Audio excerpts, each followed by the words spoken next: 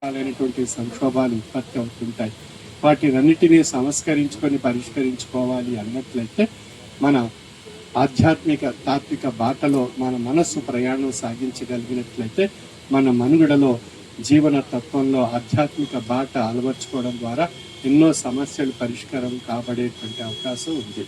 అటువంటి ఆధ్యాత్మిక తాత్విక జ్ఞానాన్ని మానవాళికి ప్రసాదిస్తూ మానవత్వంలో ఈశ్వరత్వాన్ని దర్శింపజేసేటువంటి ఆధ్యాత్మిక జ్ఞాననేత్రాన్ని ప్రసాదిస్తూ సామాజిక స్ఫూర్తిని కలిగిస్తూ ప్రతి ఒక్కరిలో కూడా సేవాభావాన్ని తెలియజేయడానికి ఆధ్యాత్మిక భావాన్ని సేవాభావం కింద మార్చి మనం మనుగడ సాగించగలిగినట్లయితే సమాజంలో సుఖము, శాంతి, సంతోషం అందరూ కూడా అనుభవించేటువంటి అవకాశం కలుగుతుంది.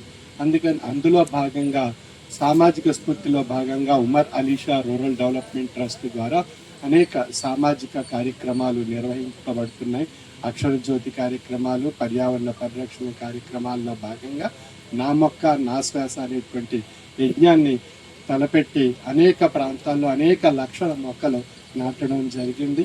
అదేవిధంగా శిశు సంక్షేమ కార్యక్రమాల ద్వారా అనేక మంది మహిళలకు కుట్టు మిషన్ల ద్వారా మరియు పిల్లలకు అనేక రకాలైనటువంటి వైద్య సదుపాయాలు కల్పిస్తూ అదేవిధంగా దాతృత్వ సేవల రూపంలో అనేక కార్యక్రమాలు చేపడుతూ పిల్లల చదువుల విషయంలో ప్రత్యేకించి శ్రద్ధ తీసుకోవడం జరుగుతుంది.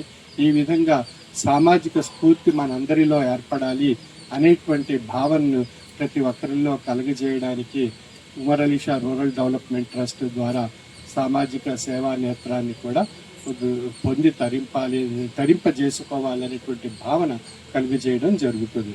మనకు రెండు నేత్రాలు మన శరీరానికి ఎంత ముఖ్యమో అదేవిధంగా ఆధ్యాత్మిక జ్ఞాన నేత్రము, సామాజిక సేవా నేత్రము అనేటువంటి రెండు నేత్రాల ద్వారా మనం ఈ సృష్టిని దర్శించగలిగినట్లయితే, ఈ ప్రపంచాన్ని, ఈ సమాజాన్ని దర్శించగలిగినట్లయితే మనలో పరిపూర్ణత్వం ఏర్పడుతుంది. అటువంటి పరిపూర్ణత్వాన్ని పొంది తరించగలిగిన నాడే మనలో మానవత్వం ఈశ్వరత్వంగా పరిమళాలు వికసింపజేసి మనలో ఈశ్వరత్వ స్థాయి మనలో ఏర్పడుతుంది.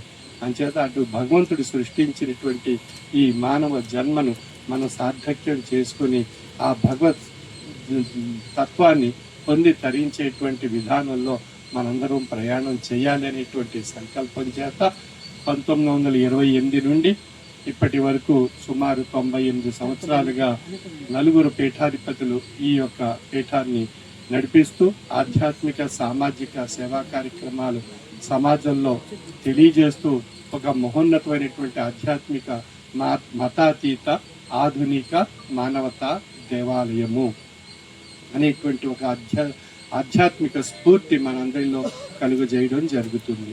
ఈనాటి కాలంలో ఆధ్యాత్మిక స్ఫూర్తి లోపించడం ద్వారా మానవత్వపు విలువలు అంతరించిపోవడం ద్వారా సమాజంలో స్వార్థం, అసూయ, ద్వేషం, మతాల రూపంలో, కులాల రూపంలో, జాతుల రూపంలో విభజన, విభేదాలు ఏర్పడి ఒకరినొకరు మత ఛాందసవాదాలతో హింసింపబడేటువంటి పరిస్థితులు ఈనాటి ప్రపంచంలో మనం చూస్తున్నాం. భగవంతుడు అమోఘమైనటువంటి మేధాశక్తి ప్రసాదించి విచక్షణ జ్ఞానాన్ని విశ్లేషణ చేసుకుంటూ మనం ఏ విధంగా జీవించాలి, ఏ విధంగా మనం మనుగడ సాగించాలి, భగవంతుడు ప్రసాదించినటువంటి ఈ యొక్క ప్రకృతిని సద్వినియోగపరుచుకుంటూ అనేటువంటి విషయాలన్నీ మర్చిపోయి మతం పేరుతో, కులం పేరుతో, జాతుల పేరుతో అనేక విభజనలు మనం విభజించుకుని మనం హింసింపబడి ద్వేషించుకుంటూ మానవ మారణ హోమాన్ని సృష్టించుకుంటున్నాం.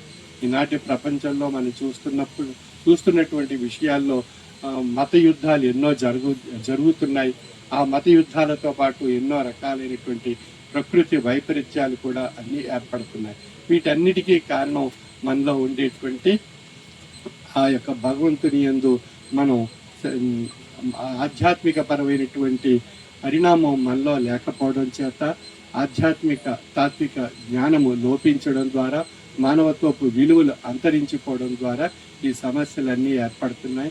కనుక అటువంటి ఆ సమస్యలన్నింటినీ పరిష్కరించుకుని ప్రతి మానవుడు మానవత్వ విలువలతో ఆధ్యాత్మిక స్ఫూర్తితో మానవ జీవనయానం సాగించగలిగినట్లయితే భగవంతుని యొక్క అత్యద్భుతమైనటువంటి శక్తిని మనం అందరం పొంది తరిస్తూ మన ప్రకృతిని మనం కాపాడుకోవడానికి భగవంతుడు ప్రసాదించినటువంటి ఆ వృక్షాలను రక్షణ కల్పిస్తూ వృక్షో రక్షతి రక్షిత అనేటువంటి నా మొక్క నా శ్వాస అనేటువంటి కార్యక్రమాన్ని మనం అందరూ ఆచరిస్తూ ప్రతి ఒక్కరూ ప్రతి సంవత్సరం 3 మొక్కలు నాటి అది భగవతత్వంగా గురుతత్వంగా ఆ 3 మొక్కలను మనం స్వీకరించగలిగినట్లయితే భగవంతుని యొక్క దర్శనం ఆ మొక్కల ద్వారా మనం పొంది తరించేటువంటి అవకాశం కలుగుతుంది.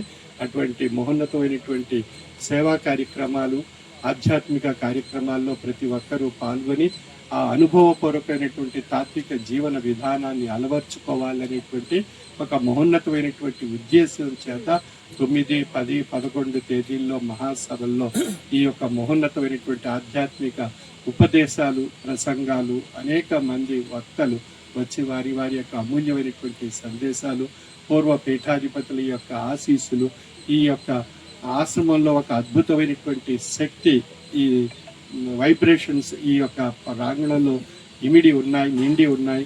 అటువంటి ఆ వైబ్రేషన్స్ కూడా 3 రోజుల కాలంలో పొంది తరించే అవకాశం మనందరికీ ప్రసాదింపబడింది.